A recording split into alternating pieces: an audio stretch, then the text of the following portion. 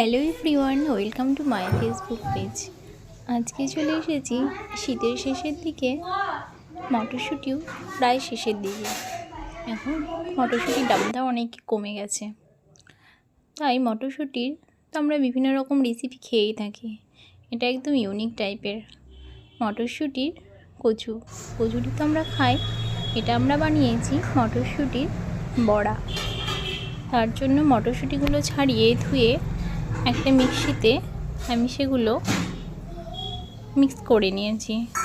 তার সাথে দুটো লঙ্কা, কিছুটা রসুন, 1 চামচ লবণ দিয়ে এটা মিক্সিতে ভালো করে পেস্ট বানিয়ে নিয়েছি। এবার এর মধ্যে কিছু যারা নিরামিষ সেটা নিরামিষভাবেই খেতে পারবেন, আর যারা একটু পেঁয়াজ দিয়ে খেতে ভালোবাসে সামান্য পেঁয়াজ কুচি করে নিয়ে এটা মিশিয়ে ভালোভাবে এটা বানানো যায়। চলুন দেখি। মাতো কড়াই শিমার আলুটা ভাজতে দিয়ে দিয়েছে। এটা ভাজা হয়ে গেলে আমরা কড়াইয়ে ওই যে পেস্টটা ছিল সেখান থেকে বড়ার আকারে ছোট ছোট, একদম তেল কিন্তু সামান্য দিতে হবে, বেশি তেল দিলে এটা আবার ভেঙে যাওয়ার চান্স আছে। তাই একদম সামান্য তেলে বড়াগুলো এইভাবে ধীরে আছে আস্তে আস্তে ভেজে নিতে হবে।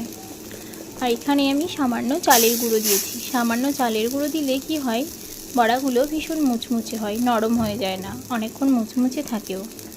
এটা দেখতে যেমন ভালো লাগছে, খেতেও কিন্তু ভীষণ ভালো লাগে। রসুনের পরিমাণটা একটু বেশি দিলে স্বাদটা আরোই ভালো লাগে। এই যে আমার এই মুচমুচে মটরশুঁটির বড়াগুলো হয়ে গেছে। গরম গরম ভাতে খেতে একটা অসাধারণ লাগে। যাই হোক, মটরশুঁটি তো প্রায় শেষের দিকে, তাই এখন আপনারা এটা একবার খেয়ে দেখতেই পারেন, কারণ এই সিজন চলে গেলে পাওয়া মুশকিল। কিন্তু এখন যদিও সব টাইমেই পাওয়া যায়, কিন্তু স্বাদটা এক থাকে। এই যে কিছু ইলিশ মাছ নিয়ে আসা হয়েছিল। সাধারণত ইলিশ মাছের পেটে ডিমগুলো থাকে না, আজকে কিন্তু এই মাছটায় বেশ ডিম রয়েছে।